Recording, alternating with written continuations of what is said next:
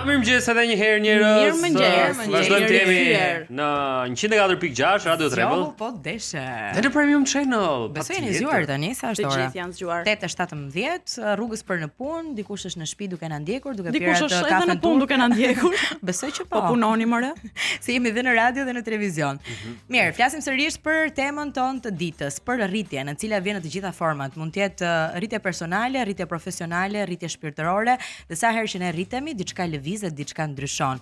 Në cilën formë edhe si ka ndryshuar edhe për të ftuarën tonë, e diskutojmë të mëngjes me Alda Dodej, e cila është moderatore. Mirëmëngjes Alda. Mirëmëngjes. Ne si që të kemi. Mirë se erdha. Si e zgjuar sot një herë?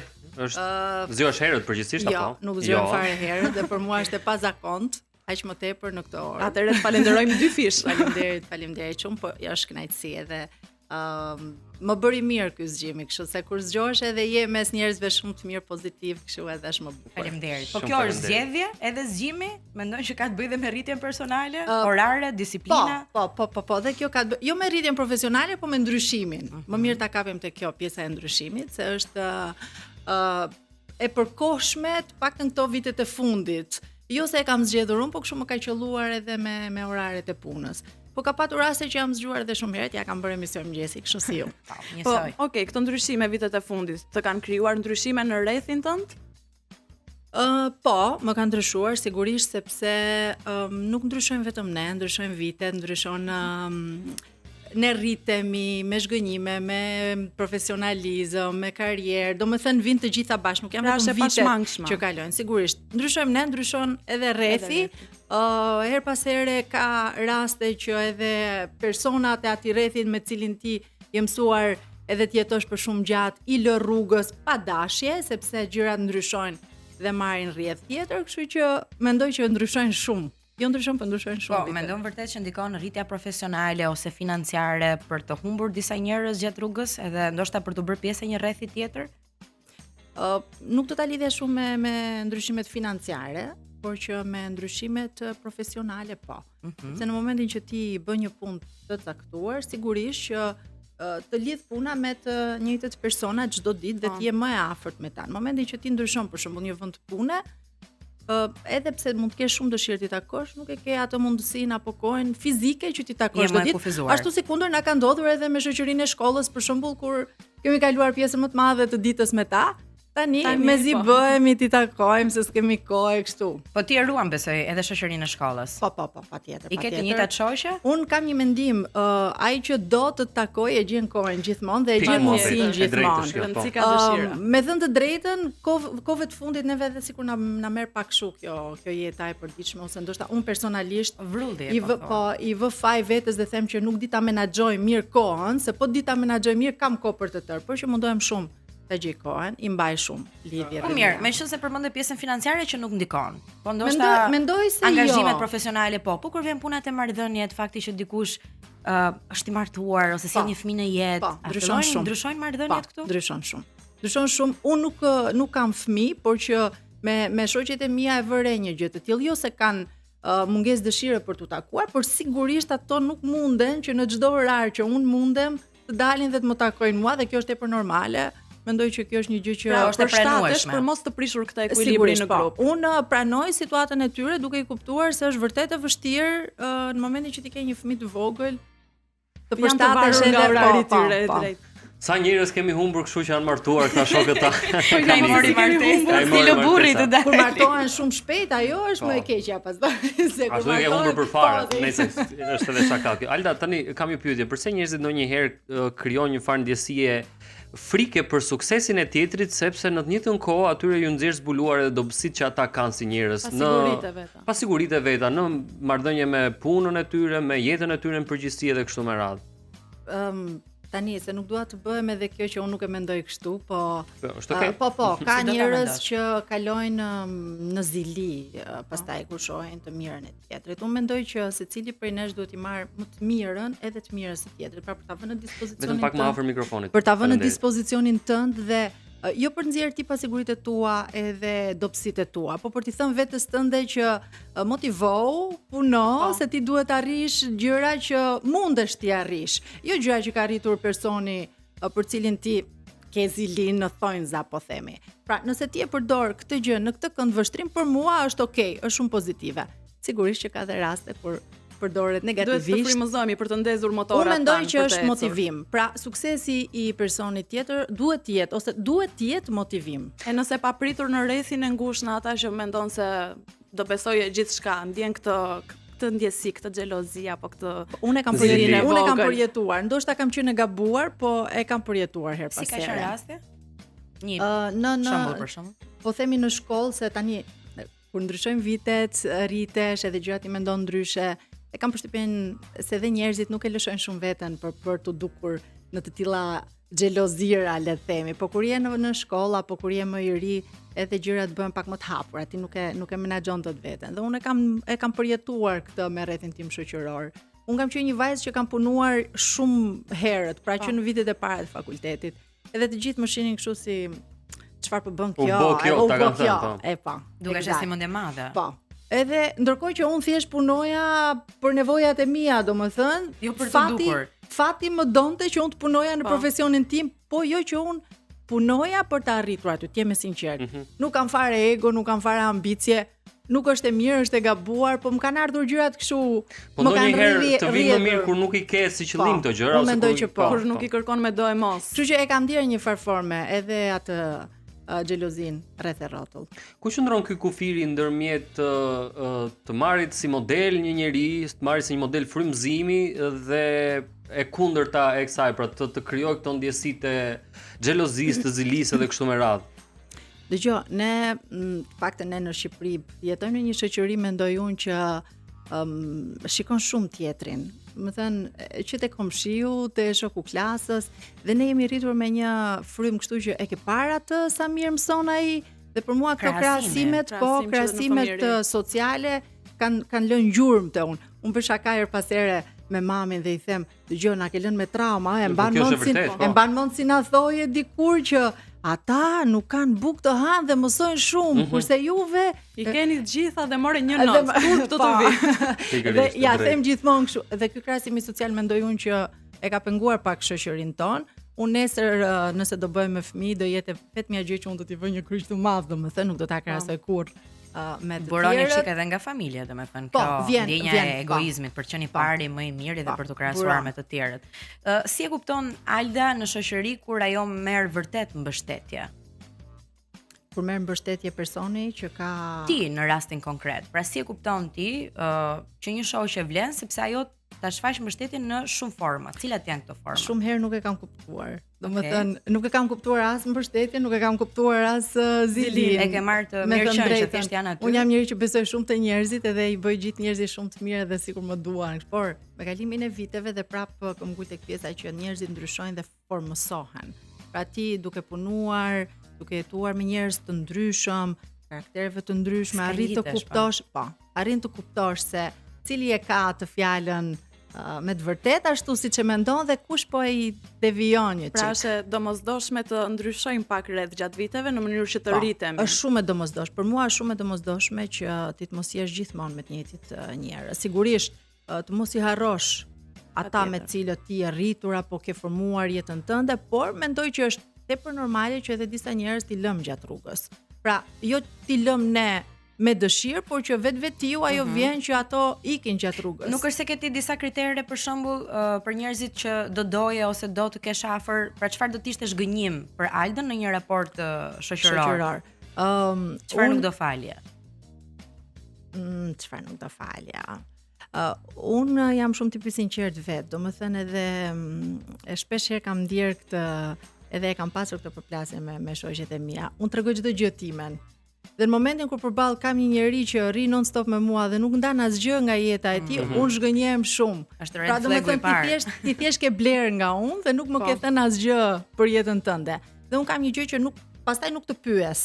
Dhe kam hasur gjithmonë në këtë zemërimin që po ti nuk më pyete. Po e ke vënë re që pastaj pas një viti të tregojnë që ose pata gjithë këtë problem, gjithë se kanë nevojë gjithsesi të shprehen diku. Nuk pyes, por aq kosa nuk më thua se nuk mund të hyj në punët e tua. Po në këtë rast ftohesh edhe distancohesh nga njerëzit kur ata nuk hapen për jetën e tyre? Ti je me sinqert ftohem. Unë harroj. domethënë nuk është se jam njeri që mbaj inate. Sot mund të bëjmë 2 fjalë, po nesër zëre se s'kemi bërë asnjë, iku.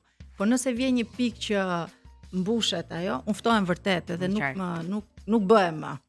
Alda, Yes, Mikaela, të lutem, Po jo të lutem ty. Kam respekt. Okej, faleminderit.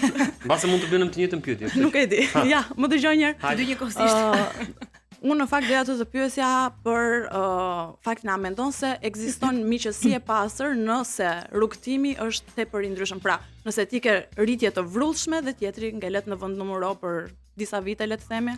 Shoqëri e pastër po, nuk po them që nuk mbetet shoqëri e pastër, po unë mendoj që ndryshojnë shumë pikpamjet, ndryshon shumë mënyra e të folurit për gjërat tona. Pra, unë personalisht se po flas prap në eksperiencën time, shoqjet e mia të fëmijërisë për shembull, unë kam një shoqe shumë të mirë fëmijërie që për aq kohë sa e mbaj mend veten time, e mbaj mend me atë, domethënë. Unë flas me atë, ajo jeton jashtë, nuk jeton këtu, ajo ka ikur shumë herët, por ne të dyja nuk ndajmë po të njëjtën jetë. Nuk ndajmë po të njëjtat muhabete, domethënë muhabetet tona janë si ke fëmijë. Megjithatë ruan marrëdhënia. Edhe sigurisht, domethënë në gëzimet apo në ishërimet tona familjare jemi gjithmonë aty për njëra tjetrën. Unë ikë aty, ajo vjen këtu, por kaq. Pra nuk është se ne kemi atë muhabetin e thellë siç mund ta kemi një shoqe që e kam aktualisht. Janë një çik që mund ta takosh për bisedë. Janë goxhat kufizuara. Më falni. Jo, Jemi herë, më falni. Vazhdo. Unë do ta bëj këtë pyetje se Të lutem. Rrezikoj të prish gjithë miqësitë e mia në jetë. Ke nevojë për përgjigje. Po, kam nevojë për përgjigje. Në fakt është një pyetje vërtet shumë interesante. Është më vështirë që ne të përballojmë suksesin ton apo suksesin e një miku ton? Se ndonjëherë dhe me suksesin ton na merr koka erë. Pra. Se këtë doja të thoja, është më e vështirë, domethënë, nëse ti do të dish të menaxhosh mirë suksesin tënd, e ke mbajtur edhe marrëdhënien tënde shoqërore të shëndosh. E drejtë. E thash pak më bukur, nuk e thash po të mori koka erë, domethënë. Po të mori koka erë, atëherë nuk e. Por të menaxhosh suksesin, edhe të menaxhosh suksesin e tjetrit është vështirë, se pra që sa ti e konsideron një mik të ngushtë, një shoq apo një shok shumë të ngushtë, ti duhet ja thuash edhe të mirën dhe të keqen, pra ashtu siç ti e mendon. Dhe është gjithmonë kjo pasiguria se si ai do të reagojë. Askush nuk reagon mirë ndaj kritikave edhe vetë ne, pavarësisht se unë dua shumë që shoqja ime ngushtë të mi thot kritikat, po kur ma thot gjithmonë mundom t'ja gjej një justifikim, po jo se nuk e bëra për këtë, po se e bëra për këtë. Nuk e pranon direkt. Në të dy anet mendoj që është e vështirë, po më e vështirë është të menaxhosh tëndin. Që të ruash marrëdhëniet e mira, pra të balancuar. Sukses e paçim pa i menaxhojmë. Çfarë mendon për rikthimet? Kur flasim për shoqëri, një shoqë apo një shok që ti mund ta kesh humbur rrugës për një arsye, çfarëdo, siç folëm në rastin tënd që ti je person që do të hapesh të tregosh për veten tënde, po shoqja që ke përballë nuk jep mjaftueshëm dhe ndodh që marrëdhënia shkëputet, secila vazhdon jetën e saj. Dhe në një pikë të jetës ajo rikthehet tek ti. Do ta pranoje, do ta ndërtoje sërish të miqësinë e parë? E kam përjetuar edhe këtë situatë. Kam patur një shoqe shumë të mirë.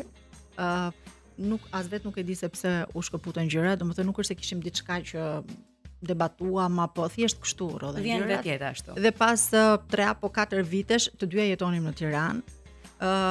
Për një X arsye ne u bëm prap me njëra tjetrën, domethënë, dhe sot unë nuk flas një natë gjumë nëse nuk shkëmbej një fjali me atë, domethënë. Unë besoj shumë tek riktimet. Pra që kohë sa unë e kam patur një shoqe e kam dashur, besoj se te kjo pjesë nuk mund të ndryshoj gjë, pavarësisht se ti ftohesh për gjëra të tjera, por prap pjesa që ti shikon gjërat ndryshe, unë sot i shikoj gjërat shumë ndryshe, nuk i shikoj më gjërat me atë pikatoren kështu që ma bëri, ma tha, i marr pak më me këtë rikthim mund të krijohet edhe më e shëndetshme akoma marrëdhënia, sepse dyja kanë mësuar nga gabimet e veta, le të themi. Është shumë më e shëndosh si marrëdhënie. Po kur e sheh në shoqërinë tonë, pra për te vetes tënde, mendon që vërtet ne ndërtojmë raporte të shëndetshme me njëri tjetrin, janë vërtet miqësitë kaq të bukura dhe kaq të pastra sa që shohim në rrjetet sociale, apo ndonjëherë janë sa interesa aty në mes janë më të forta për te miqësisë dhe simpatisë që mund të kemi për tjetrin? Fatkeqësisht mendoj që jo. Më thënë nuk janë të shëndetshme.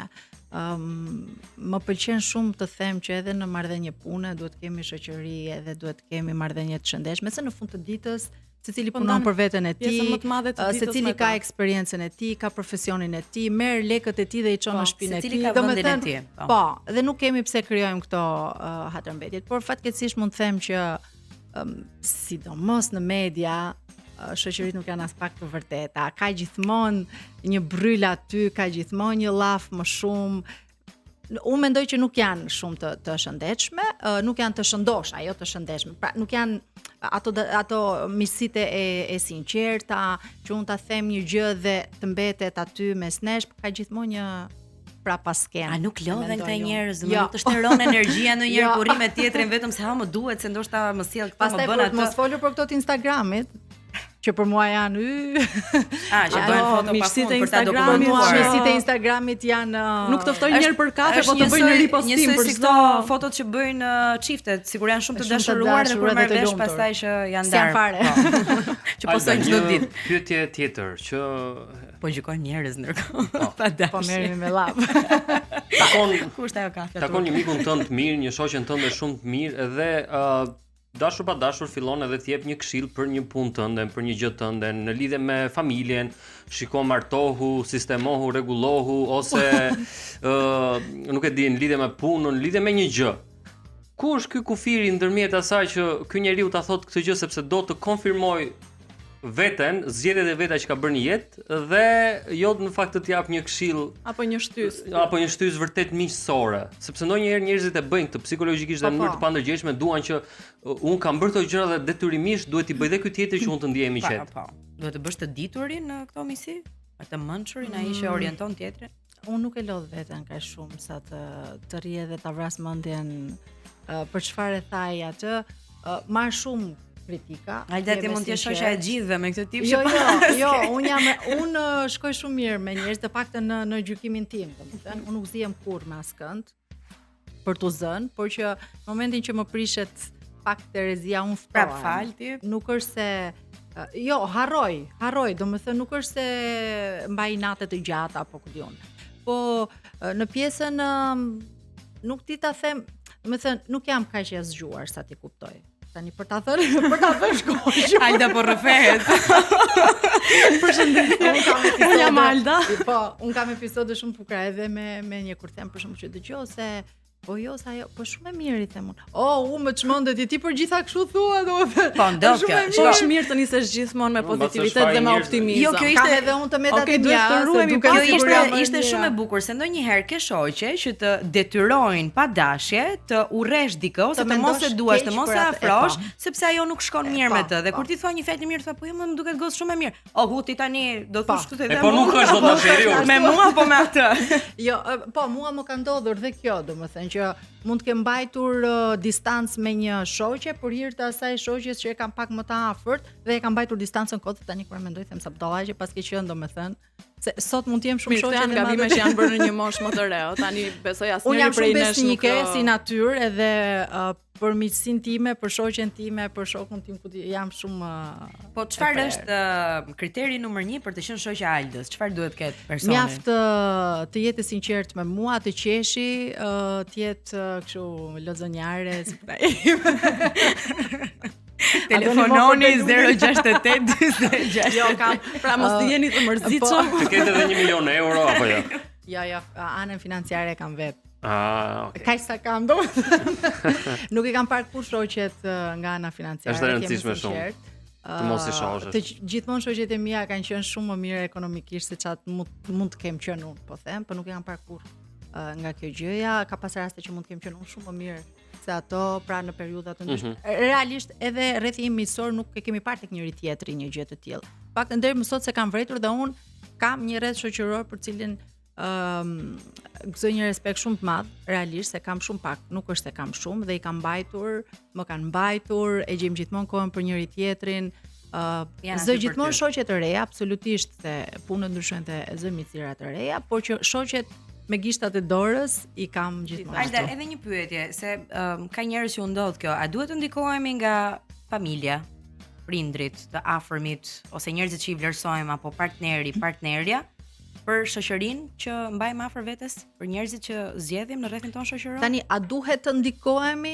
është tjetër gjë dhe ndikojmë, është tjetër gjë. Pra ti ke një shoqe. Po pra, dhe mami jo të thotë shiko se nuk më pëlqen shumë ajo si ta thak të gjën ose çfarë bëri. Domethënë gjithmonë kemi patur kështu, ma mos rrim atë se ajo është kështu, se ajo ikën kështu, Dhe në domethënë fund thotë ato thash. atë pa. Domethënë prindri gjithmonë e thotë këtë edhe pse mund ta kesh shumë gabuar, ëh, se nga do ta njoh mami për shembull. Por që është ai mentaliteti kështu protektive i prindrit, domethënë, prandaj them kjo shoqëria jon ka kaluar ca peripeci, trauma. Mendoj një pas një Është më problematike kur këtë kufizim e bën partneri mendoj se sa familja. Ndodh, patjetër që ndodh. Mendoj që nuk duhet të ndodh. Njeriu duhet i kuptoj vetë ndoshta disa gjëra, secili prej nesh jam e bindur që mundohet të bëj gjëra që i pëlqejnë partnerit ose të paktën gjëra që nuk e mërzisin. As e anasjellta, domethënë edhe ai edhe ti, jo vetëm nga ana jote, po unë do ta kisha shumë bezdik këtë pjesën që ti nuk duhet të rish me atë se nuk dua unë. Po, kjo është një arsye pse rrethi jon ndryshon. Pra edhe partneri të kushtozon, edhe partnerja të kushtozon dhe ti mund se dolën prapë tek martesa, domethënë nuk janë vetëm fëmijët pengesë, është edhe partneri. Pra ti martohesh edhe zhdukesh nga faqja e dheut, që nuk bën sens, se ti mund të kesh miqësi apo rrethin tënd prej mbi 10 vitesh, edhe pa pritur ta presësh me thik, të shkëputesh totalisht, nuk i pëlqen burrit, se nuk i pëlqen burrit. Ti do e pranoje si gjë apo jo? Po fatmirësisht nuk më ka ndodhur, po them se jo. Domethënë do ta bindja burrin që po mendon gabim për atë shoqë. Ose gjej balancat, nuk i ulje kurrë. Po e ke gabim apo se ke gabim të një PowerPoint, atëherë unë jam në vitin kaq. Alda, shumë faleminderit që ishe me ne sot në studio. Mbaroj? Po, kaq ishte. Mbaroj. Mund të vjesh pra rubrikat lezetshme. Jemi pritur gjithmonë në zgjohu po deshe. Shumë faleminderit ditë të mbarë. Shumë kënaqësi edhe për ju. Kënaqësi edhe për ne. E ja Do kështu. të gjejmë ndonjë këngë mora. Shkëputemi për një këngë dhe rikthehemi me rubrikat tona. Ka mund një Mirëmëngjes. këngë më zë. Do këndosh ti?